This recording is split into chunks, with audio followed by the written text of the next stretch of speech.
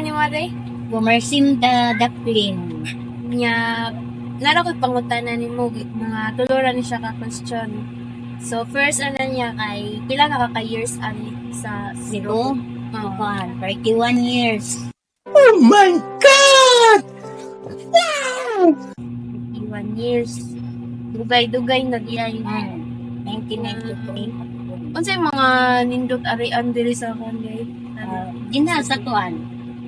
Plaza Independencia, dina sa Plaza kuan. Plaza sa Katawhan. Ang last na question ako is, unsay mong mga ikasulti sa mga mo dayo diri or mo bisita diri? Mag-amping lang sa ilang soroyan na walay kuan ba dautan nga may tabo.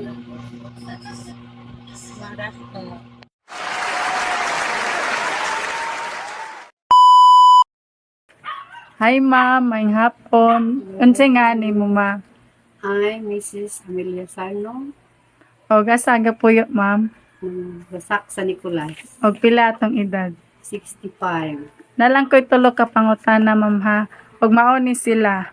Unsa ang mga importante na mga traditions diri sa Cebu nagipadayon og tudlo sa atong komunidad? Ang pamatasan sa atong mga kabatanunan karon nga wala na gyud. Dinagid ka mga matahod-tahod. Ang ikaduha, pagtan-aw nimo nag-usab ba ang atong komunidad unsa man ang panghitabo ang nakapatabang o pagbag-o ani?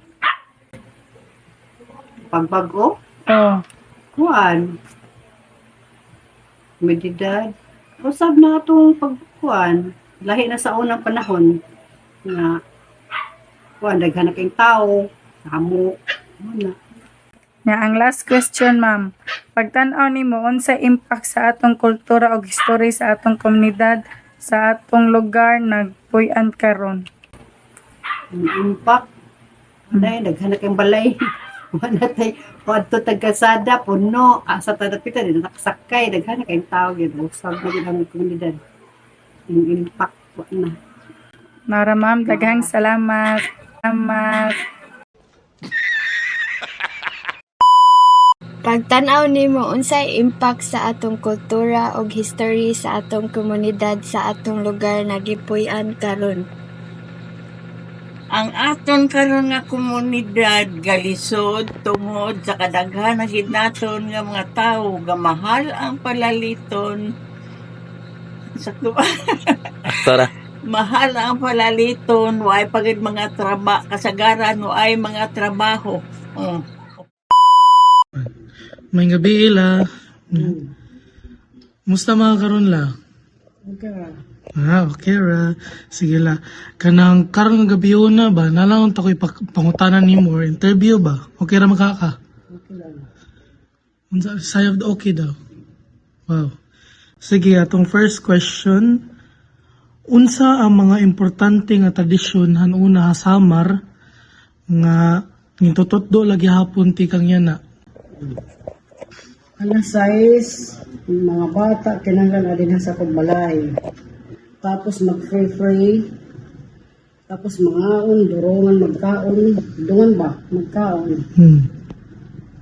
Tapos, yun lang. Tapos every Sunday, magsimba. Okay. Sige, salamat ato pagtubag la.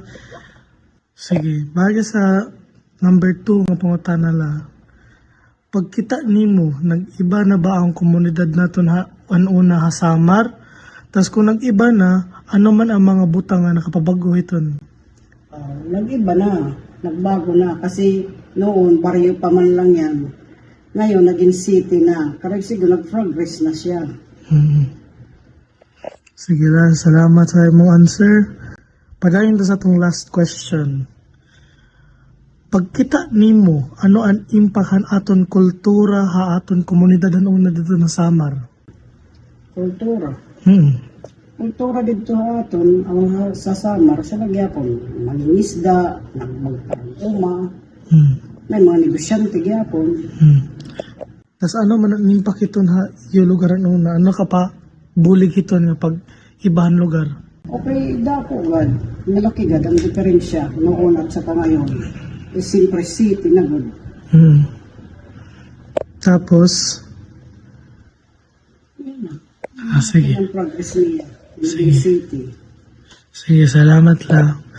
So, mo ito, ang last question na nataton lang i-verify. Ang giingon niya, ang mga kultura dito dito mga gianaran sa mga tao dito sa Leyte, Samar, kaya ang mga pangingisda, ang ano ito na sa? Isda. Mga pag-uma. Nakapatabang ni sa ilahang komunidad dito sa una, o mga negosyo dito. nakapatabang ni dito sa ilahang lugar sa una, sa ilang komunidad, kay nakapalago kini sa ilahang economical nga sitwasyon. Mo ni pasabot. Sige, mo ra to la. Salamat. Mayong gabi na to. Sige, bye-bye.